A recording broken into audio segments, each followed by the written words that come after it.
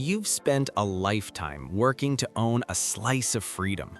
That ATV in your garage isn't just a machine, it's a key to adventure, a tool for your property, and a ticket to peace and quiet on the trail. You bought it to last, and you take pride in maintaining it. But what if the very habits born from a lifetime of experience, of fixing things a certain way, of trusting methods that worked for decades, are slowly killing your modern ATV? The truth is, the technology under the plastic has changed dramatically.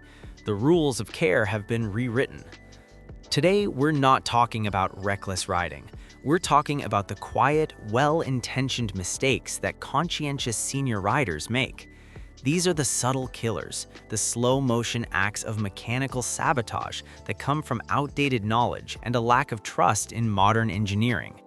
Let's break down the 11 biggest mistakes so you can protect your investment and keep riding for years to come. Mistake number 1, the no ethanol obsession and fuel system neglect. For years, we've been told ethanol is the devil. And for old carbureted engines with rubber fuel lines, it was. But your modern fuel-injected ATV was engineered to run on E10, the standard pump gas. The real killer isn't the ethanol itself in this case, it's what happens when that fuel sits. Modern fuel, ethanol or not, begins to break down and form varnish in as little as 30 days. The biggest mistake is leaving old fuel in the tank and system over the winter. This varnish clogs the tiny, precise injectors and gums up the fuel pump. The fix is not searching for mythical, pure gas, but being religious about using a fuel stabilizer for any storage over a month and running the engine to get that treated fuel through the entire system before you park it. Mistake number 2, over-maintaining the sealed drivetrain. You were taught to check and change fluids constantly. That instinct is noble, but it can backfire. Modern ATVs often have sealed or lifetime fill components, like certain front differentials or the Ultramatic transmission in a Yamaha. The manufacturer's manual will state no periodic inspection necessary. The mistake is thinking you know better and cracking open these sealed units to check the fluid. You risk introducing moisture, using the wrong fluid, or failing to reseal it properly, leading to contamination and failure. Trust the engineering. If the unit isn't leaking and the machine is operating correctly, leave the sealed components alone. Mistake number 3, ignoring tire pressure, the comfort trap. As we get older, a smooth ride becomes a priority. The natural tendency is to lower the tire pressure to soften the bumps. This is a silent machine killer. Underinflated tires create excessive heat and flex, leading to premature tire wear, a dangerous risk of debeating or rolling the tire off the rim in a turn, and putting immense strain on wheel bearings and steering components. Always run the pressure specified on the sidewall or in the manual for your load. If you need a more comfortable ride, look into upgrading your suspension, not compromising your tires. Mistake number 4, using the wrong lubricants and Miracle in a Can products. That can of all-purpose grease in your shop, the universal transmission fluid, they are not for your modern ATV. Using the wrong grease in CV joints can cause them to overheat and shatter. Using the wrong oil in a wet clutch system, like in many Hondas and Suzukis, will cause the clutch to slip and burn out. The mistake is assuming lubrication is generic. Your owner's manual specifies exact weights and standards like JASOMA for wet clutch oil for a reason. Stick to them religiously. Similarly, avoid engine flush or cleaner additives. They can dislodge deposits that then clog critical oil passages. A quality oil changed regularly is the best cleaner. Mistake number 5, disabling safety systems. I don't need nannies. Modern ATVs come with safety systems, key switches, brake interlock systems that require the brake to be applied to start, and neutral safety switches. The mistake is seeing them as annoyances and bypassing them.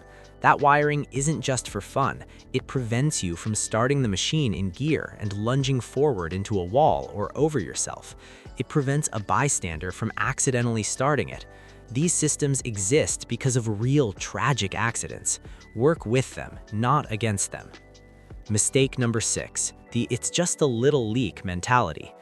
A lifetime of driving old trucks might make you tolerant of a few drips. On an ATV, a small leak is a 5-alarm fire. A drip from a fork seal means dirt is getting in, grinding away at the expensive internal components. A leak from an engine seal means you're losing oil pressure, which will lead to catastrophic engine failure rapidly. A leaking axle seal will contaminate your brakes. Address every leak immediately, no matter how small. It's never just a leak. Mistake number 8, overloading and incorrect towing. You know your machine is powerful. The mistake is trusting that power more than the machine's physical structure. Exceeding the gross vehicle rating found in your manual stresses the frame, overwhelms the suspension, and can lead to catastrophic brake failure. Similarly, towing beyond the rated capacity or without a proper weight-distributing hitch puts unbearable strain on the transmission and drivetrain, especially when climbing hills. Respect the numbers in the manual. They are not suggestions, they are engineering limits. Mistake number 8, neglecting the battery during storage. The modern ATV is never truly off. The ECU draws a tiny amount of power to maintain its memory. Leaving the battery connected in a machine that sits for months guarantees a dead and, more importantly, a sulfated battery. Sulfation permanently reduces capacity. The mistake is just charging it in the spring and wondering why it's weak. The correct practice is either to connect a smart battery tender or trickle charger every time you park it in the garage, or physically remove the battery for storage. A dead battery every season will cost you more in replacements than a simple $25 tender. Mistake number 9, pressure washing the engine bay. The urge to make it look brand new is strong, but blasting high-pressure water into your engine compartment is a death sentence for electronics, bearings, and seals. You force water past seals into wheel bearings, CV joints, and the alternator. You can short out sensitive connectors for the ECU, fuel injectors, and sensors. The steam cleaner effect can cause moisture ingress where it should never be. Clean by hand with a brush and a mild degreaser, and rinse gently with a low-pressure hose, avoiding direct spray on electronic components, the intake, and exhaust. Mistake number 10, skipping the break-in period. You bought a new machine and you want to use its power. The manufacturer's break-in procedure in the manual seems overly cautious. The mistake is ignoring it. That first 10 to 20 hours are critical for seating piston rings, mating gears, and allowing bearings to settle correctly. Varying the RPMs, avoiding sustained high speeds, and not putting it under heavy load allows microscopic wear patterns to form correctly. Hammering it from day one can lead to excessive oil consumption, reduced power, and premature wear you won't notice until it's too late. Have patience. Follow the book. Mistake number 11, fear of the diagnostic tool. This is the most modern mistake.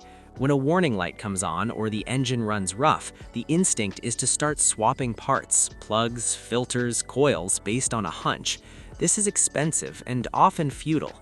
The mistake is being intimidated by the machine's computer. A simple, inexpensive OBD2 code reader for most models 2007 or newer can plug in and tell you exactly what the ECU is complaining about. A bad oxygen sensor, a failing throttle position sensor. This saves hundreds in wasted parts and labor. Embrace the diagnostic. It's there to help you. The common thread here is the gap between analog intuition and digital reality. Your modern ATV is a partner, but it's a sensitive one. It rewards meticulous, manual-specific care and punishes assumptions. By avoiding these 11 mistakes, you're not just fixing a machine, you're preserving your freedom. You're ensuring that key turns over for every sunrise ride, for every project, for every grandchild's visit, for years to come. Ride smart, maintain smarter.